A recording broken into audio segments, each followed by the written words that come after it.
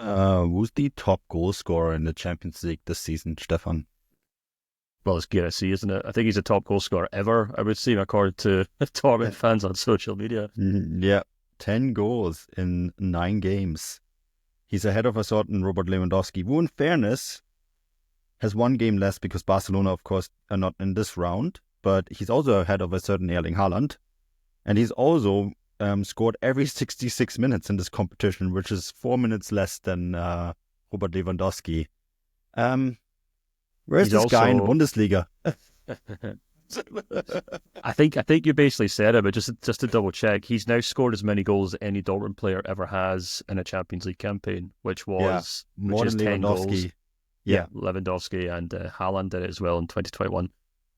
Yeah, it's a fascinating thing. It's a conversation we were having with the Dortmund fans in our subscriber Yeah. chat, and I did pose a theory that I think the difference between the Champions League and the Bundesliga, and I'm not really saying anything here that's really groundbreaking, but Yeah. I did a piece not that long ago on Dortmund's away form and why they have struggled so much in the Bundesliga and the away form, and I basically boiled it down to the fact that guys like Julian Brandt really need space. They need a lot of space to run into to be creative. I don't want to be too critical on him because he ended up having a decent game in tonight, but in the first half he was just doing nothing. He was losing the ball in the middle of the park. He was trying to twirl past players that were just tackling him and knocking him over. And I was kind of watching him. I was kind of thinking, there's a frustration with Brandt in the sense that he's good one every like 3 games, which is fine if you're at Gladbach or even Frankfurt or Wolfsburg or something. But if you're Dortmund, you have to be good every game or every second game or something like that. And it feels like with Brandt, he's good every every 3 or 4 games right now. And then, sure enough, he turned it on in the second half and did what he had to do. So fair play to him.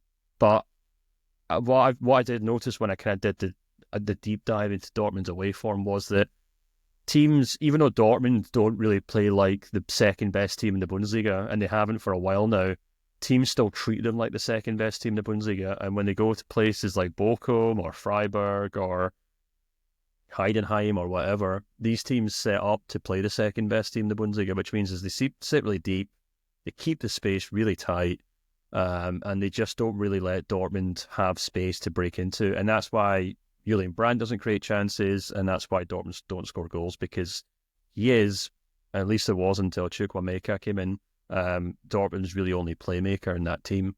He then come to the Champions League. Teams obviously have a lot of respect for Dortmund, but they also want to win games. That's all reason in that competition. So they do attack, they leave space. And Sporting left a huge amount of space on the park in their own half in this game. And that plays into Dortmund's strengths, there's no doubt about it. It plays into Niko Kovac's strength as well, which as a head coach is kind of this kind of defensive counter-attacking football, isn't it? So maybe that's just a very basic idea, but I think the reason that Dortmund do well in the Champions League and why specifically that run for Terzic was that a lot of teams play into their hands where they can leave space and allow Dortmund to counter-attack, whereas in the Bundesliga a lot of clubs just don't do that against Dortmund. Yeah, and I would put another layer into this theory is that a team like Sporting, and this is no disrespect, but like where would Sporting be in the Bundesliga? They'd probably be around 6th, 7th, like maybe a Stuttgart, Freiburg, that kind of club. And that's no disrespect. I mean, it's just different financial. You do have different financials in the Bundesliga, right? And I mean, you just need to look at the results that Benfica and Sporting have in the Champions League against big Bundesliga teams like Bayern and Dortmund, and on a regular basis they fall apart, right? But I think on top of that is Sporting still play like they're a big team against someone like Dortmund, right? Because they're used to being Bayern or Dortmund in their own league, right? So they open up that space and they play that attacking football, and so then they actually, like, rather than acting like a Stuttgart, they're acting like a Bayern Munich, even though they are Stuttgart. And so Dortmund are like, okay, this is great, like we're playing a team that is probably like just below us, and they're doing not what the usual Bundesliga team is doing against us. And so all of a sudden, these teams play in their hands. I mean, we saw the same with Celtic earlier in the season, right? Like, where would Celtic be in the Bundesliga? Same story, right? They'd be a good team in the Bundesliga, but they would not be a top team. And I think that's maybe what a little bit plays into Dortmund's hands, and why they then all of a sudden can play like this, and why they're kind of freed. I mean, let's be honest here. Dortmund actually shouldn't even be in this round. The only reason they are in this round is because the team decided they had enough of Nuri Sahin and they threw away the game against Bologna, right? And I'm pretty much certain that's exactly what happened here, that this was at the 45 minutes where the team played against their head coach, and if they had gotten a point or 3 points there, they would actually not even be in this round. They would be straight in the top 8, and they wouldn't even have to play these 2 extra games. And I think that is something that you have to consider when you look at this Dortmund team. The problem is they're set up really well for Champions League football, because they are a team that plays a counter-attacking kind of style football. But the problem is that in the Bundesliga on a regular basis, the other teams like Stuttgart and Leverkusen, etc., the only times it doesn't happen is Bayern. And I mean, they did play well against Bayern Munich in the Bundesliga. This is actually the paradox here, isn't it? That they actually did have one of the best games this season in the Bundesliga was against Bayern Munich. So in a weird way, they're set up for this underdog Champions League football. And unfortunately, in the Bundesliga, out of 16 games that they have, like out of the 17 games they have to play against their opponents, right? 16 times they're the favorites. And so it just doesn't work. It's the wrong setup for the Bundesliga, and it's the correct setup for the Champions League, which is why for like the second year in a row, they seem to do really well in the Champions League. Yeah, I mean, it's the constant problem with European football, and that's why it keeps football so interesting, because you can't just take, and this happens for every team, by the way.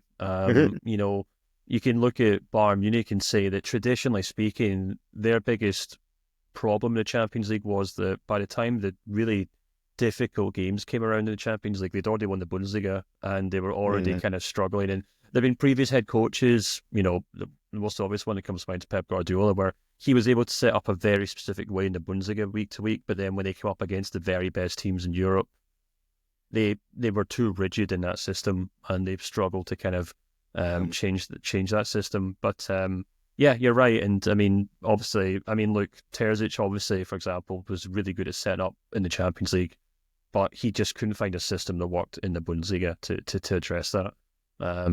But I think there's a lot from this game. I mean, you don't want to read too much into the game at the end of the day. It was one match against, let's be honest, a Sporting team who are by no means a vintage Sporting side, who've had their own problems this season.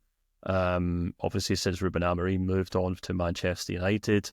And of course, Gyökeres, didn't even start this match, for example. I think he maybe had a slight injury or something. So the stars may be kind of aligned for Dortmund to an extent with the opposition. But having said all that, from a tactical point of view, I think there's a lot that Dortmund can take away from it. And perhaps we are maybe seeing a system here that Niko Kovac can use in the Bundesliga and the Champions League.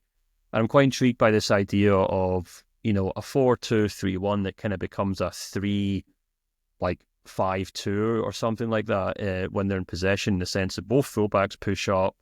Sabitzer kind of sits in the middle of the park with Schlotterbeck and Emre Can, and then, Brandt and Gross can move forward with Gittins and Adeyemi.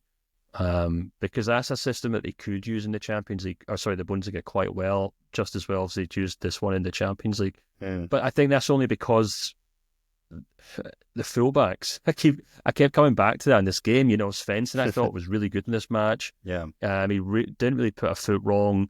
I think it's quite interesting that he's already taking corners for Dortmund. Maybe I'm just reading into that too much, and that's like the old kind of football journalist in me looking for a narrative. But you don't often see new players join a club and within 1 or 2 games they're already offering to take corners, and nobody seems to have an issue with that.